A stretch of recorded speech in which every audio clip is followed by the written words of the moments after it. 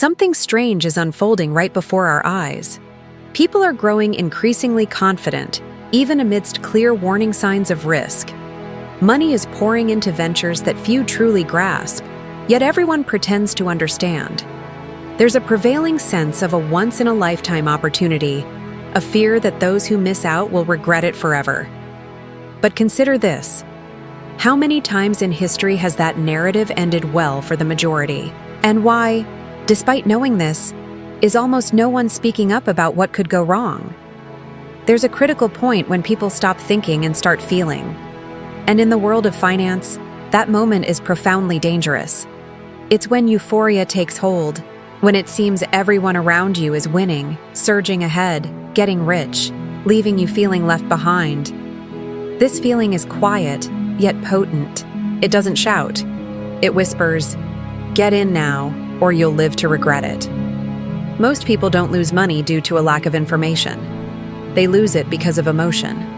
Fear of missing out, fear of appearing ignorant, fear of being the only one not participating. Have you noticed how, when something starts to go sideways, hardly anyone wants to talk about it?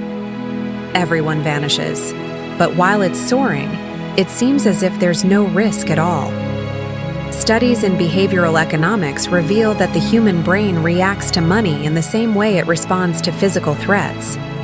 When we see others profiting, the brain activates the fear of exclusion. It's almost primal. The feeling is, if I don't act now, I'm in danger. And it's precisely in this emotional state that poor decisions are made. You start to accept risks you would ordinarily never consider. You begin to invest money you cannot afford to lose. You begin to internally rationalize actions that, in a rational state, you would instantly reject. And so, a pattern emerges, repeating itself generation after generation. Ordinary, hard-working individuals who've spent years saving spot a seemingly inevitable trend and decide to accelerate everything all at once. It's no longer a plan. It transforms into an emotional gamble. They stop considering timelines, structure, or protection. Their focus shifts solely to quick returns. In the late 1990s, this unfolded on a global scale. Millions of people poured money into internet-related companies simply because the word online seemed magical. Many of these companies had no profit. Some didn't even have revenue. But that didn't matter, because the narrative was always the same. It's the future. When the market crashed, the index comprising these companies plummeted by almost 80%. Individuals who had saved $200,000 for retirement saw that dwindle to $40,000 in a matter of months. There were documented increases in rates of depression, anxiety, and even suicide linked to financial losses during that period. It wasn't just money that was lost, it was identity, security, and peace of mind. The most alarming aspect is that, before the crash, hardly anyone believed it could happen, even when the signs were unmistakable, because admitting risk meant confronting the fear of being wrong. And humans inherently dislike being wrong in public. Have you noticed how difficult it is to pull out of something when everyone else is still proclaiming it's a brilliant idea? And here's a crucial point. There's nothing wrong with believing in the future, in progress, or in new technologies. The error lies in mistaking vision for blindness. When you jump into something merely because it's rising, you're not investing, you're reacting. And emotional reactions almost never build sustainable wealth. In practical terms, applying this lesson begins with clear boundaries, both emotional and financial boundaries. Financially, it's straightforward. Never commit money to something if losing half of it would destabilize you. Emotionally, it's tougher. It means learning to recognize when your decision is driven by anxiety and comparison. Take a genuine pause. Wait 48 hours before making any significant financial decision. Studies demonstrate that this simple interval dramatically reduces impulsive choices. A powerful exercise is to ask yourself, if no one else were talking about this, would I still do it? If the answer is no, then a red flag has already been raised. Another crucial insight is to understand that missing an opportunity hurts less than losing your foundation. Those who preserve their foundation can always get back in the game. Those who lose everything have to start from scratch, and not everyone possesses the emotional fortitude for that. There's also a common illusion that those who got rich quickly are the norm. In reality, data indicates that most people who consistently build wealth do so with boring, repetitive, and unexciting strategies. The problem is that this doesn't go viral, it doesn't spark conversation, it doesn't activate dopamine. The brain prefers the extraordinary promise, even if statistically it's far more perilous. So, if you feel that knot in your stomach when you see headlines, videos, or people proclaiming, "Now is the time," stop. That discomfort isn't a signal to act quickly. It's a signal to act with more deliberation than ever before. Because it's precisely at this point in the cycle that most make decisions they'll spend years trying to undo later. There's a subtle detail almost no one notices when looking at colossal numbers and soaring charts. Not all circulating money creates real wealth. At many junctures in history, what appears to be growth is merely money circulating among the same groups, inflating paper results while true value has yet to materialize. And this can even mislead experienced individuals.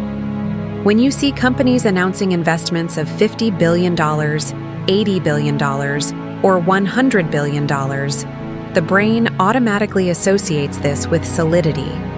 It seems impossible for something so vast to fail. But studies in behavioral finance indicate that humans conflate volume with safety. The larger the number, the less critical questioning tends to occur. Have you ever noticed how almost no one asks where this money truly originates or where it ultimately returns? In several economic cycles, companies have financed one another, recording revenue without final consumption, keeping pace with that growth. In the short term, this pushes stock prices up.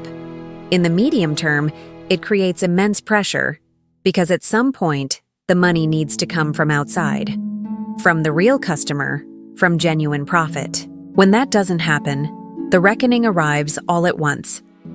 Warren Buffett distinguished himself precisely by not participating in this kind of game. While the market celebrated impressive figures, he favored simple companies that generated genuine cash flow. Because of this, he was criticized numerous times for not understanding the new era. Time proved otherwise. This stance saved billions of dollars of his wealth when cycles appeared unbreakable, until they broke.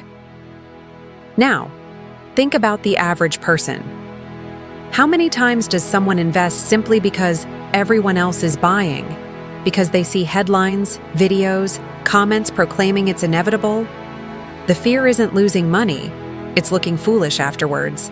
Yet statistics show that most significant losses occur precisely when no one questions anything anymore. Applying this lesson is simpler than it appears, but it demands courage.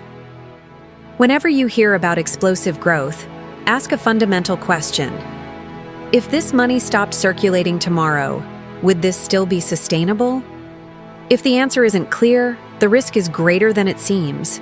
A crucial paradigm shift here is to remember that wealth doesn't come from spectacular movements, but from structures that remain standing when the noise fades. Every grand promise eventually hits limits, even when no one wants to admit it. The problem is that the market thrives on the idea of infinite growth, whereas reality operates with finite resources. Data, energy, human attention, and time don't expand at the same pace as expectations. And when this disparity begins to surface, frustration often precedes explanation. Research on financial well-being indicates that people's anxiety spikes precisely when they believe something can only improve. Any slowdown then triggers fear. That's why small pieces of negative news provoke such exaggerated reactions. What's at stake isn't just money, it's the emotional expectation built around it. Have you noticed how a simple word like slowdown is enough to completely alter market sentiment? A less discussed point is that technology doesn't advance solely on ideas, but on tangible infrastructure.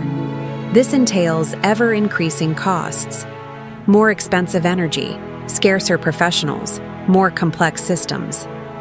At some point, The returns must justify all of this. When it doesn't, growth doesn't vanish overnight. It begins to falter.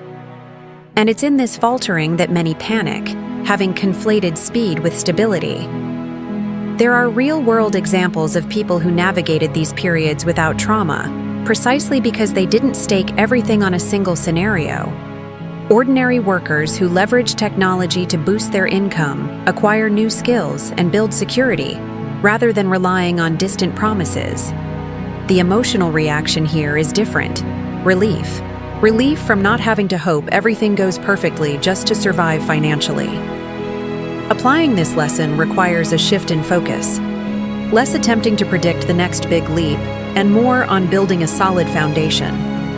Having reserves, avoiding unnecessary debt, and cultivating multiple income streams. Long-term studies indicate that individuals with greater financial diversification report higher life satisfaction, even while earning less than those who constantly gamble on big windfalls. If there's a practical challenge here, it's straightforward.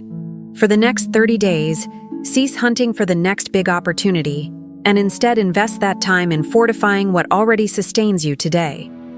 Because when the limits emerge, it's not promises that protect you, but the structure you built beforehand. Before you head off, take a moment to think of a specific person. Someone you know who might be struggling with their finances, feeling anxious about the future, or making impulsive decisions. Please share this video with them. Sometimes, a timely piece of insight can genuinely prevent years of regret down the line. If what I've shared resonated with you, I truly appreciate you staying until the very end. Do me a favor, hit the like button and subscribe to the channel.